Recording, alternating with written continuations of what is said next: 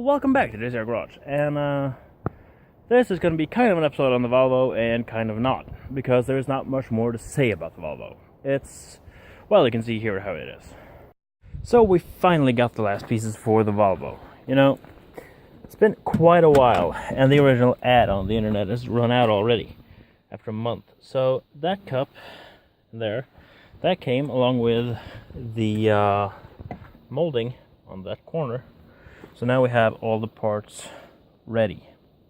It's all put back together all the way it should be, and well, washed and polished, but it's been raining and it's got some water spots all over it. But it came out a lot better because after I polished it, it really looked a lot better than it did. So you can see now it's all nice one color. You can't really see the paint difference anywhere. I mean, the trim helps a lot with that because it's painted underneath the trim. So exactly at the center of that's where the paint line goes. The molding on the driver's door here, the rear clip broke, so this is kind of bent. I don't know how that happened, but in other words, the Volvo is essentially done. There's not much more to do to it. I'm gonna put on a new set of fan belts.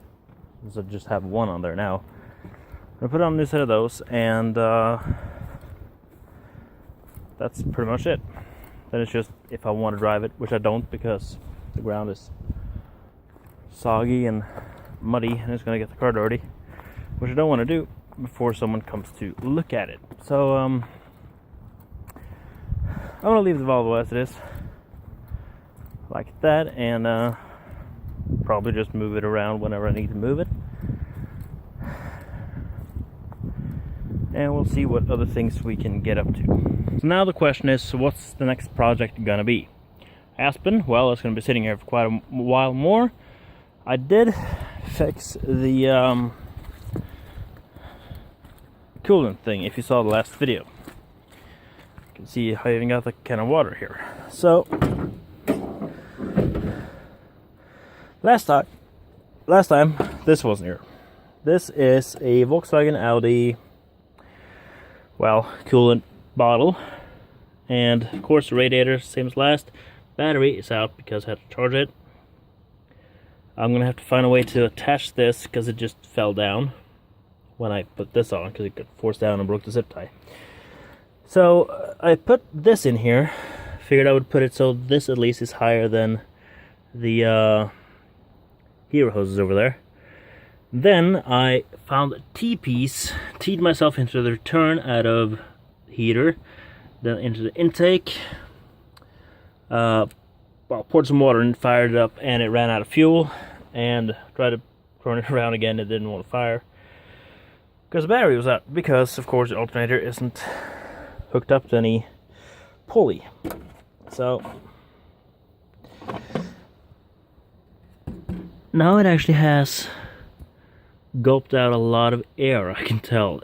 Either that or it's leaked it out somewhere, and I wouldn't know where. But it turns out there's not much more water left in here, so I'm going to pour some more in, see where it goes. Don't think it pours out of it. And just to be safe, oil looks, well, like oil that's been sitting for quite a while. So we put this back in, figure out which way this thing goes back in. There you go. Yeah. Like I said, I don't quite know what's happened to that water. I don't think it's poured into the block. I think it might have just aired all its problems out. Yeah, it spits out water in there if I squeeze the top radiator hose. So that tells me it has probably aired out. So we're gonna just make a big mess here and pour some more water in.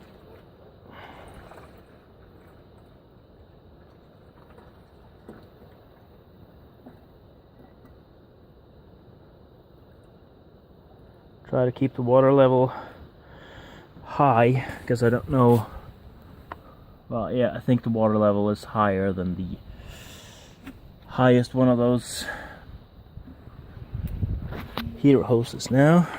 Well, we'll have a look.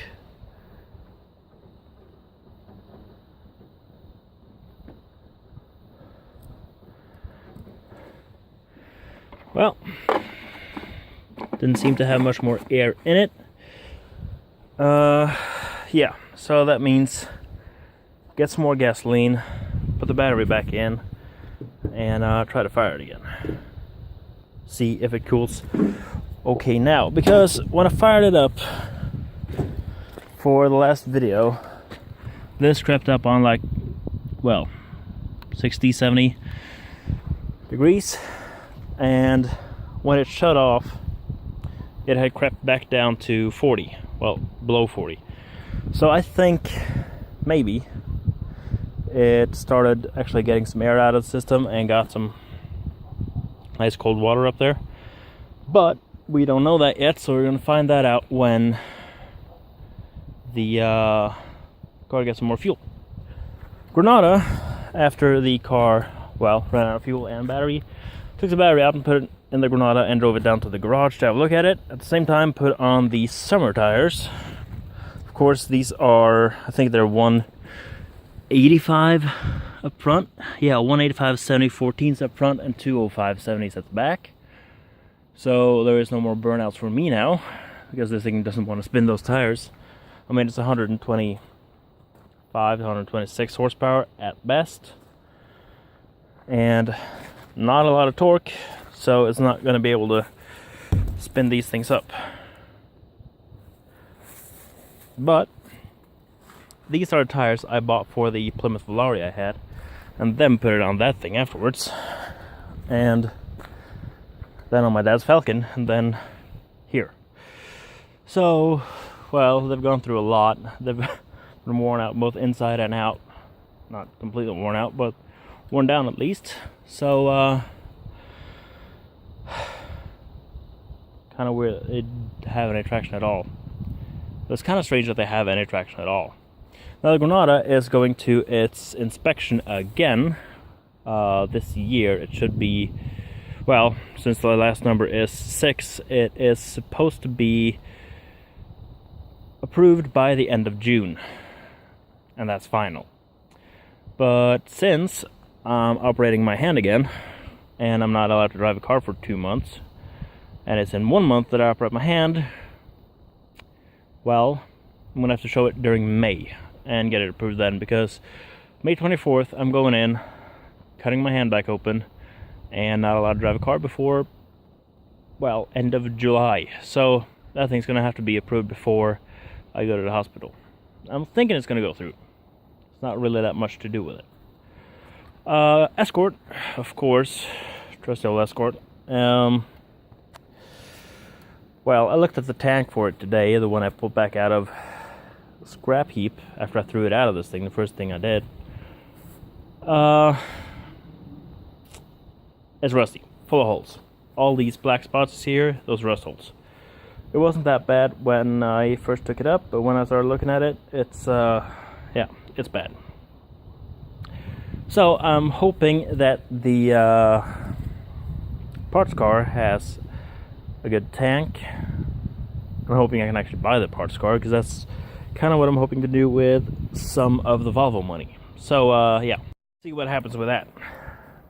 Now, I'm thinking that's going to be it for this video. There's not much more to say. I mean, dirty hands, that's because of the Subaru Legacy Outback engine. I'm giving that a little bit of a work day. So, if there's something you want to see more of, V8 Aspen, V6 Granada, straight 4 2-liter Escort, or, well, the Fairlane.